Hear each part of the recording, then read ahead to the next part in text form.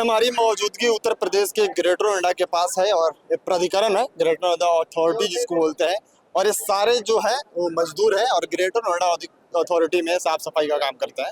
मतलब ग्रेटर नोएडा की सुंदरता की जिम्मेवारी पूरी इनके ऊपर है।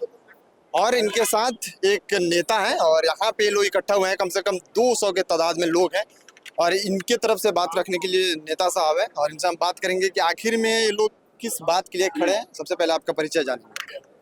मेरा नाम रणबीर जंघारा है। उत्तर प्रदेशीय सफाई कर्मचारी संघ से मैं जिलाध्यक्ष हूँ और ये जितने भी साथी हैं ग्रेटर नोएडा में सफाई का कार्य करते हैं, ये मेरा परिचय है।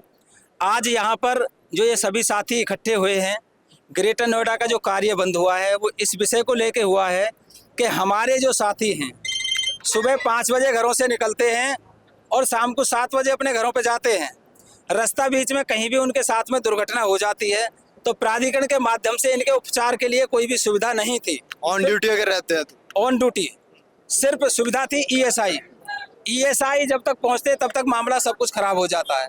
हमारी प्राधिकरण से ये मांग है कि जितने भी हमारे साथी हैं उनके उपचार के लिए कैशलेस कार्ड की सुविधा कराई जाए।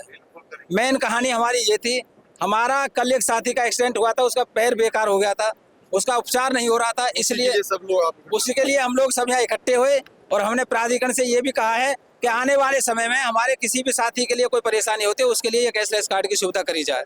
दूसरा हमारा विषय है कि हमारे यहाँ पर जितने भी साथी हमारे बीच में नहीं रहे हैं, जिनकी डेथ हो चुकी है, प्राधिकरण निधि से उनको 5 लाख रुपए दिए जाते थे। कुछ कंपनियां अभी भी दे रही हैं और कुछ कंपनियों में ये नियम बंद है। तो ये जितने लोग हैं अलग अलग कंपनियां से हैं कि एक ही कंपनी से? ये जितने भी यहाँ पे साथी हैं सब ग्रेटर नोएडा प्राधिकरण के लिए कार्य करते हैं। यहाँ पर करीबन 2140 कर्मचारी हैं जो ग्रेटर नोएडा की साफ सफाई को देखते हैं। हम सिर्फ ग्रेटर नोएडा प्राधिकरण को जानते हैं क्योंकि ठेकेदार यहाँ पर जिन कितने आए हैं वो 2 साल 3 साल में चले जाते हैं और हमारा कार्य यहाँ पर बराबर सुचारू रूप से चल रहा है। हमारी यहाँ के जो मुख्य कार्यपालक अधिकारी महोदय जी हैं, बहुत अच्छे इंसान हैं, उन्होंने कई हमारे कार्य कर्मचारी भाइयों के लिए तो अभी आए थे अधिकारी साहब, तो उनसे क्या बात बनी? आपकी जो डिमांड थी वो पूरा करने के लिए बोले, सहमति बनी किसी बात पे? हाँ, अभी जो हमारे बीच में यहाँ पे अधिकारी आए थे, जैसे हमने यहाँ पे धरना दिया तो हमारे कुछ कर्मचारी भाई सभी एकत्रित होने के बाद में यहाँ पे कुछ अधिकारी अंदर से आए, उनमें 2 एसएम थे और जेई साहब थे। उसके बाद में हमारे 3-4 कर्मचारी भाई और कुछ प्राधिकरण के अधिकारी हॉस्पिटल गए। हॉस्पिटल जाके नहीं है, जो हमारा साथी है जिसका पैर बेकार हो गया था उसका जायजा लिया, उसके पैर में अधिकारी गए थे? हाँ जी, उसके पैर में राहत है और वहाँ पर जाकर जितना भी बिल वहाँ पे अभी तक हमारे साथियों ने जमा किया है उसको वापसी करने के लिए बोल दिया। जितना उसका इलाज में पैसा लगेगा वो पूरा पैसा प्राधिकरण देगा और जब तक उसका वो स्वस्थ नहीं होगा तब तक के लिए उसके परिवार को उसकी सैलरी प्राधिकरण दिवाता है। मतलब आपकी बात अथॉरिटी मान ली? जी जी जी। हम अब आप लोग यहाँ से जा रहे हैं कि और कोई नया डिमांड है? हम यहाँ से करीबन 10-20 जने हम यहाँ पे रुक जाएंगे क्योंकि प्राधिकरण ने कुछ इंश्योरेंस कंपनियों के कर्म बुलाए हैं यहाँ पे और उनसे हमें बातें करनी है कि हमारा हेल्थ इंश्योरेंस कितने पैसे में हो पाएगा। प्राधिकरण सैलरी के अलावा और क्या क्या फैसिलिटी आपको देता है आपके परिवार को? क्योंकि ग्रेटर नोएडा की जो है पूरी जिम्मेवारी साफ सफाई की आप ही लोग देखते हैं और कहीं से शिकायत नहीं आती है, तो आप लोग के लिए प्राधिकरण और सरकार क्या फैसिलिटी देती है सैलरी के अलावा? ऐसा जब से ग्रेटर नोएडा प्राधिकरण की स्थापना हुई है तब से यहाँ पर कॉन्ट्रैक्ट बेस पर ये कर्मचारी भाई कार्य करते हैं। प्राधिकरण ने सीधे स्तर से इनको नहीं रखा हुआ है। हमारी बार बार जब भी कभी हड़तालें होती है तो हमारी ये मांग रहती है कि हमें सीधे विभाग से जोड़ा जाए या उत्तर प्रदेश शासन से जो जियो लागू होते हैं वो हमारे ऊपर भी लागू होने चाहिए, क्योंकि हर 5 या 7 या 10 साल में जो शासन से जियो लागू होते हैं उसमें कर्मचारियों को स्थायी किया जाता है, परमानेंट किया जाता है और सब सुविधाएं उनको मिलती हैं। हमारे साथ में ऐसी कहानी नहीं है, हमको सीधे विभाग से नहीं जोड़ा गया है, पोर्टल पे भी हम लोगों को नहीं जोड़ा गया है और हमारी प्राधिकरण से बार बार मांग रहती है कि हमें सीधे विभाग से जोड़ा जाए या पोर्टल से जोड़ा जाए ताकि भविष्य में हमारी पूरा जीवन हमने यहाँ पर व्यतीत कर दिया, हमारे बच्चे भी जवान हो गए और हम यहाँ से उन बच्चों के लिए कुछ नहीं कर पा रहे हैं। अगर हमें प्राधिकरण सीधा विभाग से जोड़ता है तो हमारे लिए भी कोई ना कोई रास्ता बनेगा, ऐसी हम बार बार प्राधिकरण से मांग करते रहते हैं। ऐसा कोई चीज आपके पास नहीं है कि आप ग्रेटर नोएडा अथॉरिटी में काम करते हैं और परमानेंट मेंबर है, ऐसा कोई आपके पास एविडेंस नहीं है? ऐसा हमारे पास में कोई एविडेंस नहीं है। और काम 20 साल से कर रहे हैं? काम करीबन 30 साल हो चुके हैं।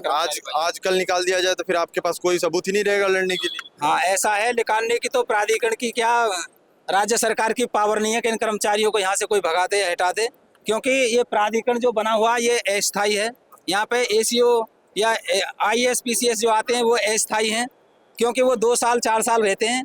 और ये अस्थाई ग्रेटर किस नोएडा- मायने में? अस्थाई किस मायने में? मतलब वो लोग एग्जाम क्रैक करके नहीं हाँ, आते वो या अपना फिर एग्जाम करके आते हैं और उसके बाद में अपने चले जाते हैं, और वो हमारे कर्मचारियों को वो तो टेन्योर होता है ना कि इनका 2 साल 3 साल का यहाँ कार्यकाल हुआ, पूरा करके चले बिल्कुल, गए। बिल्कुल। अस्थाई और टेन्योर पूरा करने में अंतर होता है, दोनों चीजों में थोड़ा सा तो डिफरेंस है। हमारी जो मांग है, हमारी मांग ये भी है प्राधिकरण से कि ग्रेटर नोएडा प्राधिकरण में स्वास्थ्य विभाग की स्थापना हो, और उसके बाद में जितने भी यहाँ 4th क्लास में चाहे वो बिजली वाले हैं, चाहे पानी वाले हैं, चाहे हॉर्टिकल्चर में हैं, चाहे हमारे सफाई कर्मचारी भाई हैं, जब प्राधिकरण में स्थापना हो जाएगी स्वास्थ्य विभाग की तो हमारे लिए रास्ते बन जाएंगे। तो ऐसा अभी यहाँ पर कोई प्रक्रिया बनी नहीं है। हमारी सैलरी बढ़ने का विषय है।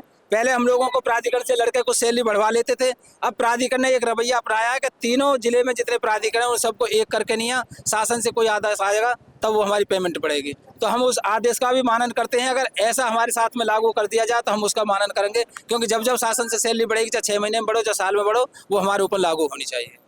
और कोई नया डिमांड है जो अथॉरिटी से आप मांग करते हैं कि उसको पूरा किया जाए और जो मजदूरों के और सफाई कर्मियों के हित में हो? हमारी और बहुत सी मांगे हैं इस तरीक़ा से, तो लेकिन आज की जो फिलहाल मांग थी हमारी यही थी कि हमारा 5 लाख जो रुका हुआ है, जो डेथ केस के हैं, वो क्लियर हो और हमारे कैशलेस कार्ड बन जाए। और जो हमारे साथी का जिस पे आज मीटिंग होनी है, जिस पे आज मीटिंग होनी है, आप कुछ लेके अधिकारी जब आए थे तो आप कोई कागज लेके उनके पास आए थे, तो आपकी क्या समस्या है? जैसे हमारी ESI है, ESI कार्ड बने हुए हैं, पिछली कंपनी बना के गई थी अथॉरिटी के द्वारा, अब वो चालू नहीं कर रहे हैं। ये लोकल जो ठेकेदार हो गए हैं वो चालू नहीं कर रहे हैं, उन्होंने वो सोच। आपने ठेकेदार को बोला कभी कि इसको चालू कर दो? हाँ बोला है, ठेकेदार का क्या? को कई बार कागज दे लिए, ठेकेदार ने क्या? ठेकेदार कुछ बोलता ही नहीं है, सुपरवाइजर कागज दे देते हैं, सुपरवाइजर जमा करते हैं नहीं करते वो पता नहीं। अधिकारी से आपने जब बात किया तो अधिकारी का क्या आश्वासन था? अधिकारी ने आपसे क्या बोला? और अधिकारी ने तो यही बोला कि भाई इसको कराओ। यूनियन के नेता जो जैसे रणवीर जंगारा जी हैं, इनको बोला कि ये कागज उनको पास करवाओ। चलिए, इन लोग की समस्या थी और 5 लाख वाली जो मांग है, इन कंपनी ने 10 लाख रुपए कर दिए थे आज से 2 साल पहले। अब 10 लाख हो जाएंगे तुम्हारे। 5 लाख पहले मिलते थे, अब 10 और लाख 10 में से भी कुछ कंपनी दे रही है, कुछ नहीं दे रही। 5 लाख रुपए आपको कितना मिला? अभी तक जो हमारे कुछ आदमी जो दुनिया में नहीं रहे हैं उनको 5-5 लाख रुपए मिले। चलिए, इन लोगों की मूलभूत समस्याएं थी और इन लोगों की समस्या भी वाजिब है, क्योंकि ये लोग पूरे ग्रेटर नोएडा की सफाई की जिम्मेवारी संभालते हैं और सैलरी 17 से 18 हज़ार है। तो इसमें अगर कुछ ऑन ड्यूटी कोई हादसा होता है, कोई चीज़ हो जाता है, तो ये जिम्मेवारी अथॉरिटी की होती है ना कि इनकी। बाकी आप इस वीडियो के बारे में क्या सोचते हैं, इनके बारे में क्या सोचते हैं? मैं सबसे पहले तो आपके चैनल को धन्यवाद करूंगा, क्योंकि अक्सर गरीब लोगों की आवाज़ को कोई बुलंद करने के लिए कोई भी चैनल नहीं आता है, और आते भी हैं तो वो कहीं उसको दर्शाते नहीं हैं, अर्थात दिखाते नहीं हैं।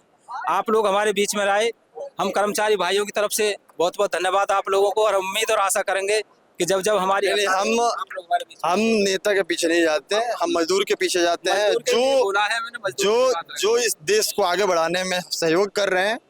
और आपने देखा होगा कि जब अधिकारी आए थे तो उन्होंने माइक हटा रहे थे। हमने कहा कि हम इनके लिए खड़े हैं, अगर आप भी इनके लिए खड़े हैं तो पब्लिक के बीच में बात कीजिए। बिल्कुल बिल्कुल, हाँ, आपने तो बोला। अगर हम इनके लिए आए हैं तो आप भी इन्हीं के लिए आए हैं, तो पब्लिक के बीच में बात कीजिए। साइड में बात करने का क्या मतलब होता है? बिल्कुल, बिल्कुल। अगर आप इनके हित में बात करें तो सबके सामने बात कीजिए। बाकी इन लोग की समस्या थी। आप इस वीडियो के बारे में क्या सोचते हैं, अपनी राय कमेंट बॉक्स में बताइएगा, और इनकी जो जिम्मेवारी है अपना अच्छा से निभाते हैं। बाकी अथॉरिटी की जो जिम्मेवारी है उसको अच्छे से निभाना चाहिए, क्योंकि अगर इनकी सुरक्षा आप नहीं कर पाएंगे तो फिर आम जनता कहाँ जाएगी। बाकी धन्यवाद।